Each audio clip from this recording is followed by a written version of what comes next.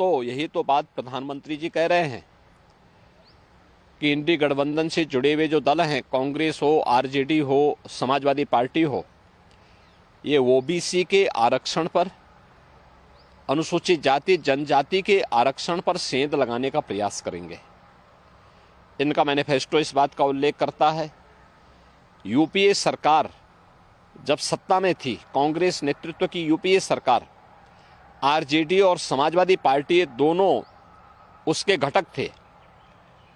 उस समय इन लोगों ने रंगनाथ मिश्रा कमेटी और सच्चर कमेटी गठित की थी।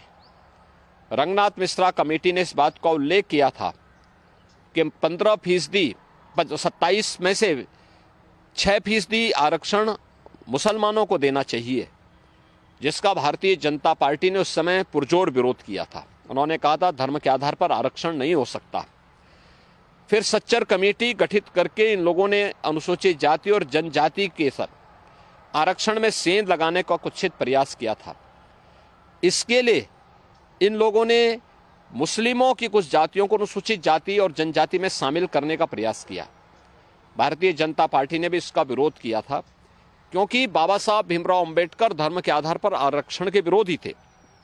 उन्होंने कहा धर्म के आधार पर कोई आरक्षण नहीं हो सकता, ये भारत के विभाजन का कारण बना था और हमें कोई भी ऐसा कार्य नहीं करना चाहिए जो देश के विभाजन का कारण बनेगा, और जिसके कारण अनुसूचित जाति, जनजाति और पिछड़ी जाति के अधिकार बच पाए।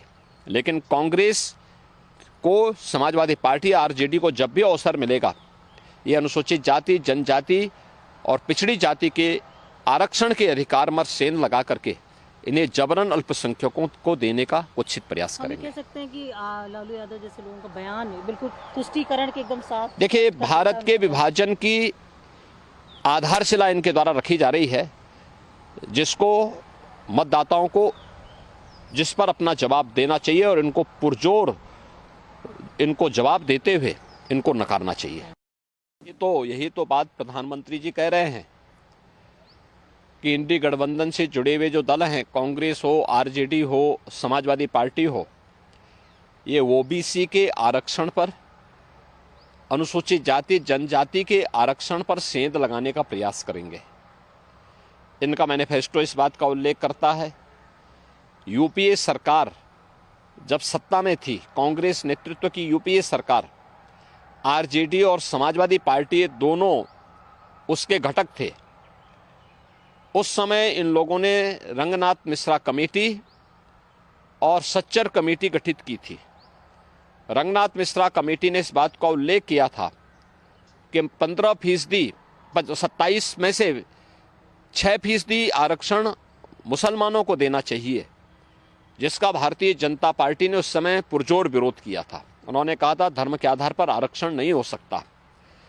फिर सच्चर कमेटी गठित करके इन लोगों ने अनुसूचित जाति और जनजाति के आरक्षण में सेंध लगाने का कुत्सित प्रयास किया था।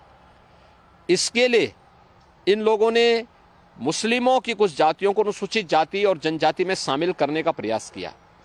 भारतीय जनता पार्टी ने भी इसका विरोध किया था, क्योंकि बाबा साहब भीमराव अंबेडकर धर्म के आधार पर आरक्षण के विरोधी थे।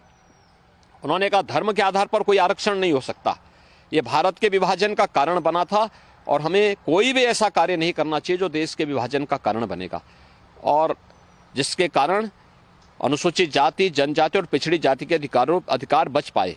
लेकिन कांग्रेस को, समाजवादी पार्टी, आरजेडी को जब भी अवसर मिलेगा, ये अनुसूचित जाति, जनजाति और पिछड़ी जाति के आरक्षण के अधिकार में सेंध लगा करके इन्हें जबरन अल्पसंख्यकों को देने का कुत्सित प्रयास करेंगे। कह सकते हैं कि लालू यादव जैसे लोगों का बयान बिल्कुल तुष्टीकरण के एकदम साफ। देखिए, भारत के विभाजन की आधारशिला इनके द्वारा रखी जा रही है, जिसको मतदाताओं को, जिस पर अपना जवाब देना चाहिए और इनको पुरजोर इनको जवाब देते हुए इनको नकारना चाहिए।